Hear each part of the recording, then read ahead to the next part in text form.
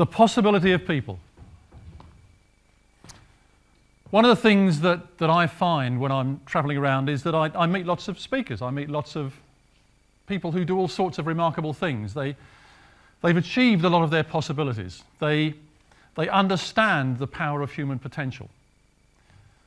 And one thing that I want to talk to you about this evening is adventure. I want to talk particularly about how you can bring perhaps a little bit more adventure into your own life. And this came about when I was doing effectively a speaker showcase some years ago. And there were 5 speakers on the program. The other 4 speakers were a mountaineer. I think somebody had swum the Atlantic naked or something like that. Somebody who'd done something quite remarkable in Africa that escapes me now. And somebody else who had completed 31 marathons back to back, one day after another. And there was me. And as you know, I'm a journalist and I'm a guy who wanders about on stage and I write a few articles and I write blogs and so on. And I haven't done anything particularly exciting. And I got 3 months' notice of this event and I thought, what on earth am I going to do? What possibility have I got? What can I possibly offer these people? And I'm going to tell you a little story later on about how that worked out. But before that, I want to talk to you, I want to give you a little family story.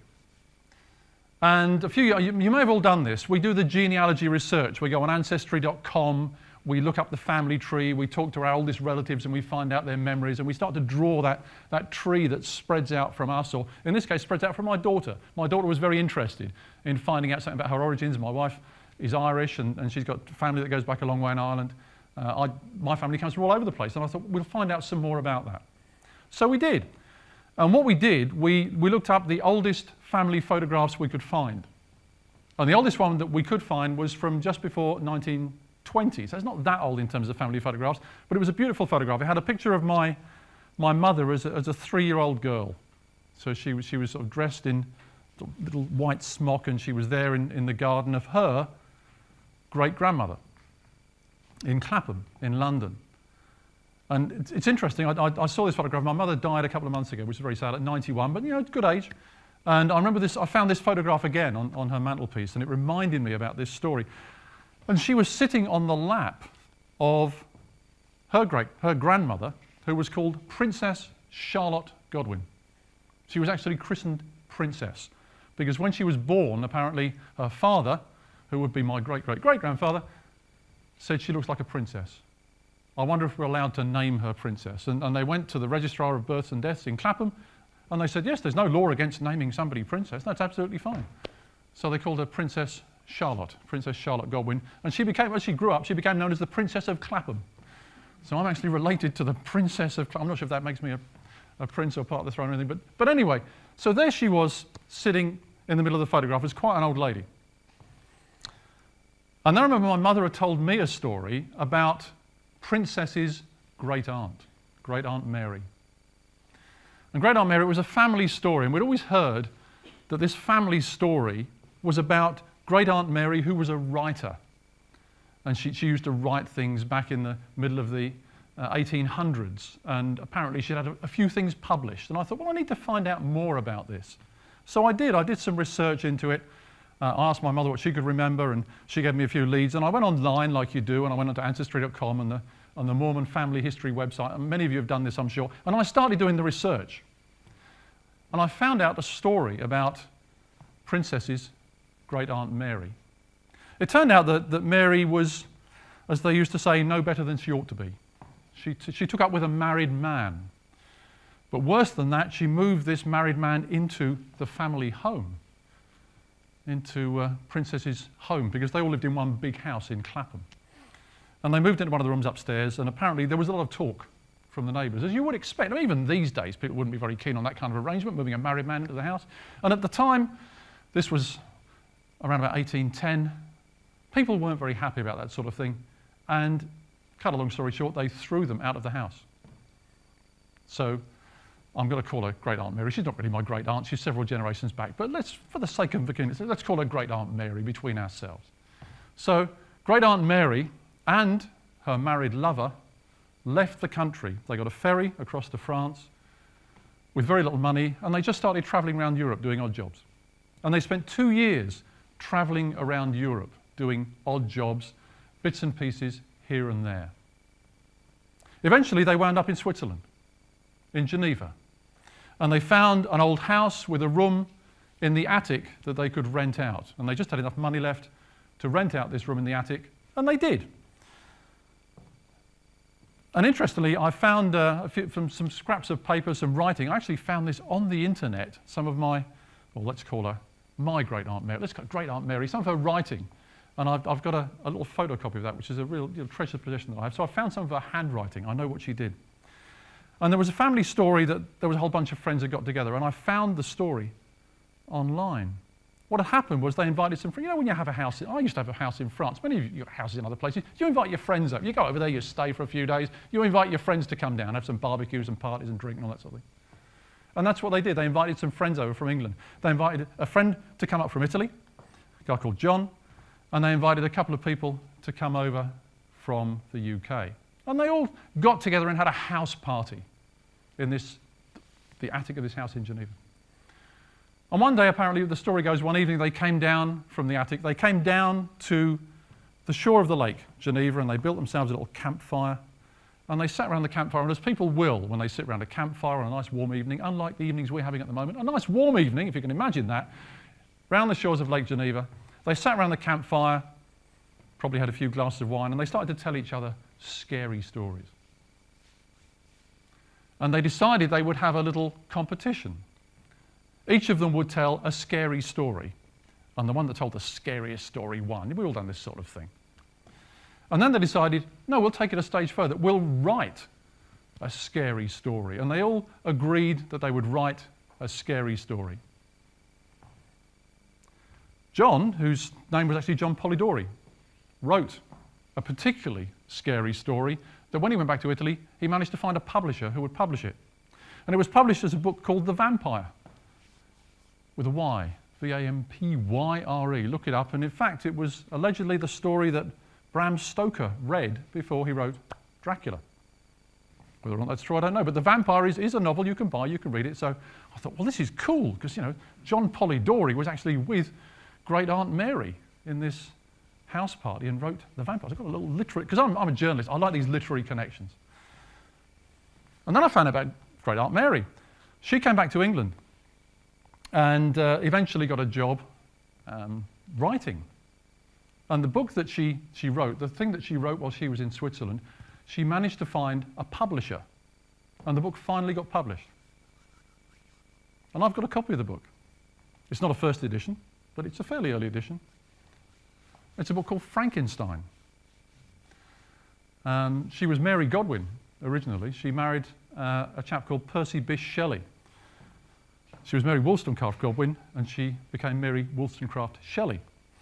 And the other people in the house party were George, Lord Byron, and Percy Bysshe Shelley, who was the married man that she took up with and installed in Princess Charlotte's house's attic. It's a true story. I've checked it out. It's a true family story. So quite a long way back, I've got that nice literary connection. But the point was, it all came out of them having an adventure. They just took off to Europe. They travelled around Europe, ended up at this house. They said, let's just do something that we wouldn't normally do. Ended up writing Frankenstein. And of course, as you all know, Frankenstein is not the monster. Frankenstein was the scientist. And I would urge you to read the book. I've read the book Frankenstein several times. It's nothing like the film, believe me. Film is one thing. The book is something completely different. And I would urge you to read the book. It's all about adventure, and it's about the adventure that Victor Frankenstein has as he travels around Europe. So there's a lot of adventure in the theme. And then let me bring you back to that showcase where I had this idea about how I can talk about adventure. I thought, what on earth am I going to do?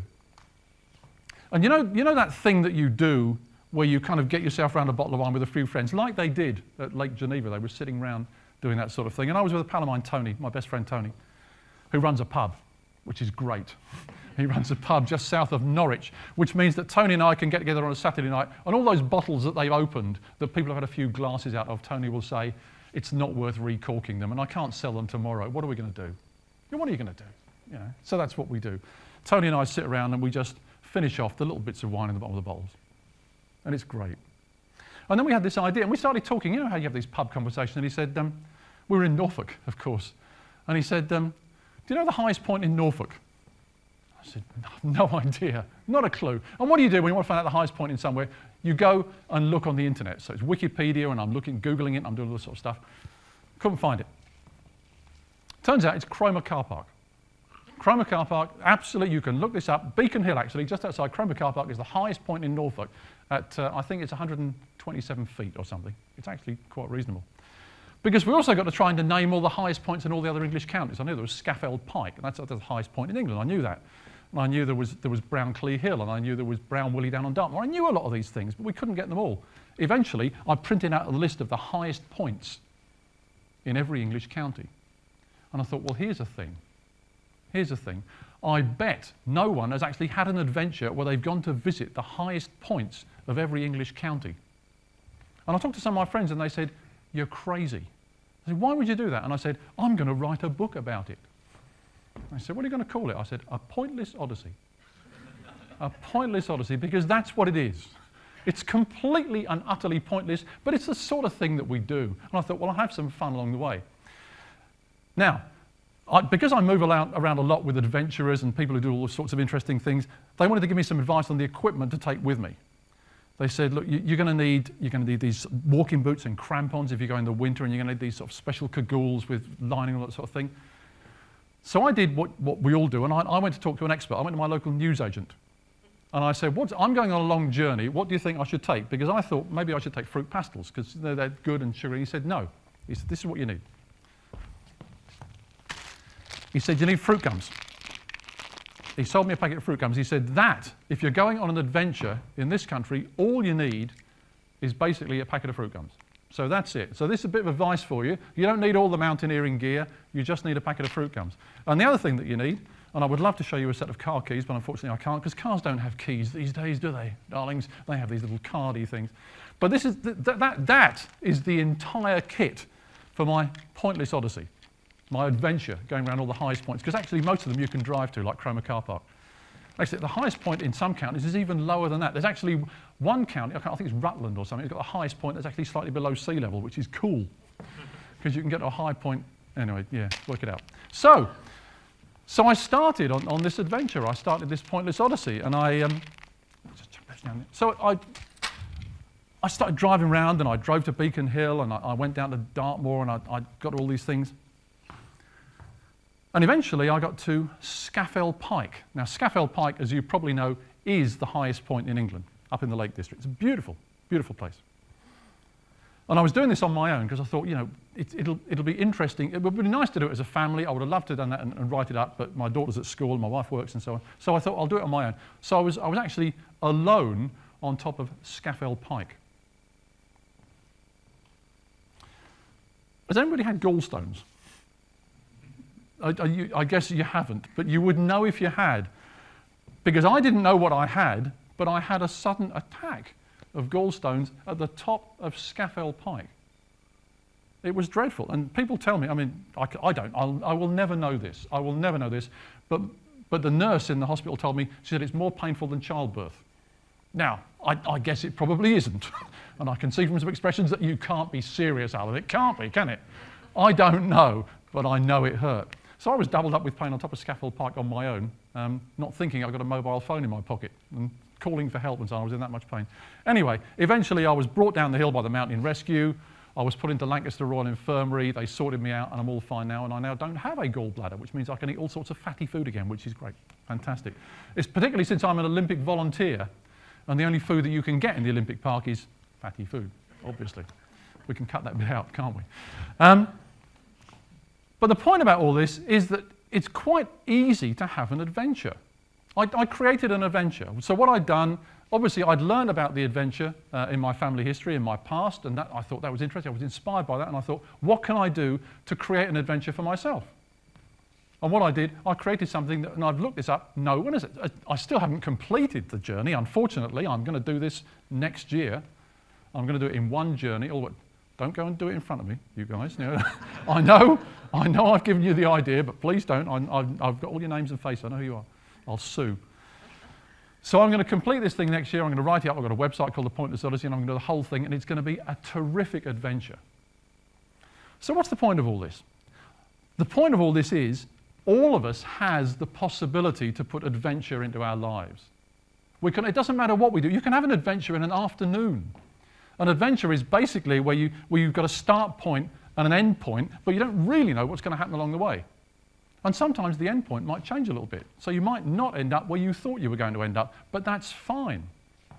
You can be safe. But you can have an adventure. And I think it is so important, and I've done this talk many times and talked to lots of people about how you can put adventure into your lives. And it's really just kind of trusting that everything's going to be okay. And at the end of that, well, for many people, what I'm doing right now, standing on stage is an adventure. For many people, Philip will know this because he's an expert on speaking as well. Coming up here and doing this sort of thing frightens some people. Some people are terrified of doing it. Some of us are used to doing it. We're still a little bit nervous, but we're used to doing it. So that's an adventure. But what I'd love you to do is to think about how you can just put an adventure into your own life. How you can think, I know where I'm going to start. I know where I'm going to end. I know roughly how long it's going to take, but I have no idea what's going to happen in between. Because our lives are too planned, they're too mapped out. Lots of us just think, we're going to go from here to here to here, blah, blah, blah, blah, blah, and I've got it all sorted out, it's in a timetable, it's up on the wall, I know exactly what's going to happen every hour of the day next week. How sad that is. How sad that is. Isn't it great, for example, we go on holiday and we have a day out that we didn't expect and some amazing things happen. So my plea to you today is please put some more adventure in your own lives and make your own adventure. I'm Alan Stevens, the media coach. If you have been, thank you for listening.